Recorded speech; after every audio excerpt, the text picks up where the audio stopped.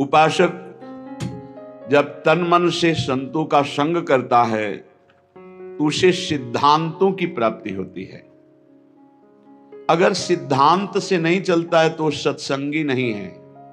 सत्संगी और सांसारिक में इतना ही अंतर है कि सांसारिक पुरुष की मन बुद्धि में जैसा आया वैसा कर बैठता है, और सत्संगी उसके मन बुद्धि में जब कोई बात आती है तो उसको प्रमाण खोजता है।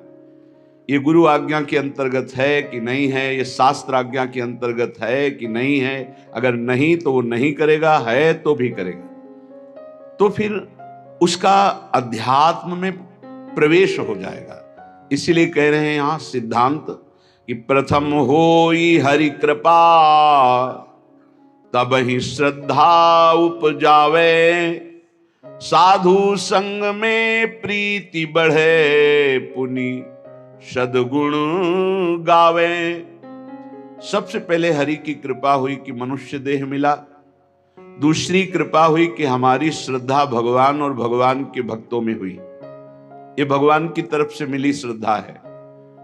इस श्रद्धा से जब हम संतों का संग किया, भगवत प्रेमी महाजनों का, तो उनके चरणों में हमारी श्रद्धा प्रीति बढ़ी, भगवान से भी अधिक। सातों सब मोहिमय जग देखा, मोते अधिक संत कर लेखा।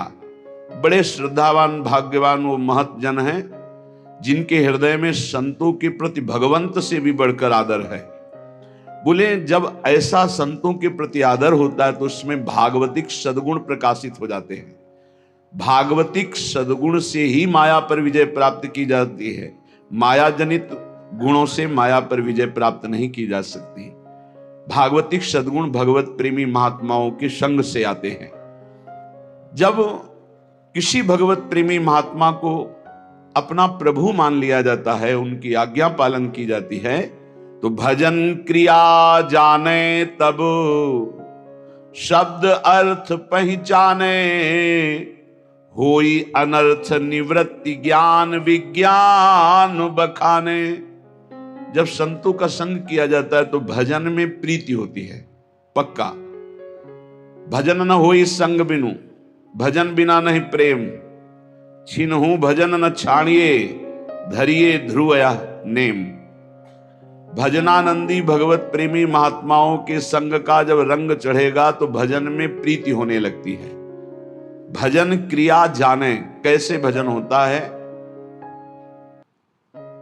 निरंतर भजन करने के लिए एक प्रक्रिया बताई थी, आप लोगों को अगर याद हो, कि अपनी जबान का अग्रभाग ऊपर के दांतों के जोड़ पे ऐसे लगा के बंद कर लो। अब मंत्र चलाओ, नाम चलाओ, तुम्हारी मौन स्थिति रहने लगेगी और निरंतर मंत्राकार वृत्ति। पर यह अभ्यास से होगा, एक दिन में नहीं हो जाएगा। देखो ऊपर के जो दांत हैं उनके जोड़ में ऊपर मसूड़ों के पास अपनी जिह्वा का अग्रभाग मोड़ कर लगाइए और ओठ बंद कर लीजिए। फिर नाम चलाइए। हवा जो श्वास बार बार आ जा रही उसकी ठसक में नाम मंत्र को उच्चारण कीजिए, जिससे भौरा गुनगुनाता है अंदर से। चल रहा है।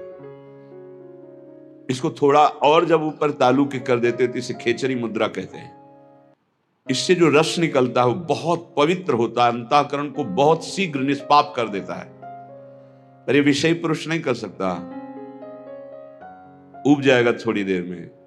अगर ये प्रक्रिया बनी रही तो आपको बोलने की हिम्मत नहीं रहेगी। कोई बात करेगा तो जहर जैसा लगेगा कि मंत्र छूट जाएगा अगर इससे बात करेंगे। प्रारंभिक दशा में बहुत निरंतर भजन करने के लिए ये प्रक्रिया हमारे काम आई। पूर्व में ये बहुत काम आई। तभी हमसे पूछा जाता था, तुम्हारे वाणी है, तुम बोल लेते हो? ऐसी स्थिति में रहते थे। यहाँ वृंदावन में जिस आश्रम में रहते थे, 8 महीना हो गए होंगे किसी से राधे श्याम नहीं बोले थे। तो उन्होंने एक दिन कहा, महात्मा तुम बोल लेते हो, तुम्हारे जबान है? तो हम कहा जी, यहाँ किसी से आप राधे राधे नहीं करते, जरूरत नहीं। जब राधे से राधे राधे हो रही तो और राधे राधे क्या करना है। अच्छा, क्योंकि अब वो जो जिस स्थिति में वही की बात समझेगा, आगे का तो समझेगा नहीं। आप अगर ये अभ्यास पकड़ लें तो निरंतर भजन करने की वृत्ति में पहला मौन और दूसरा निसंकल्प स्थिति जागरण कर देगा। और जो आपके अंदर अधिक मात्रा में रस निकलेगा जबान के नीचे से, इस प्रक्रिया से निकलता है। और ऊपर कर ले खिचड़ी मुद्रा में तो अमृत जैसा रस निकलता है, बहुत दिव्यता आती है। भूख प्यास पर विजय प्राप्त करने की सामर्थ्य इसी रस से आती है। ये यौगिक क्रिया है। ऐसे करके ये मुद्रा है, शांत, आंख खुली है, बंद, मंत्र चल रहा है। देखो आप कर सकते हो, आप लोग किए, मंत्र चला रहे हैं, एकांत में इस क्रिया को करके देखना। भजन क्रिया जाने तब शब्द अर्थ पहचाने। ये आप साधारण मत समझना, जो आपको नाम मिला है, मंत्र मिला है, इसका अर्थ प्रकाशित होता है। इष्ट देव,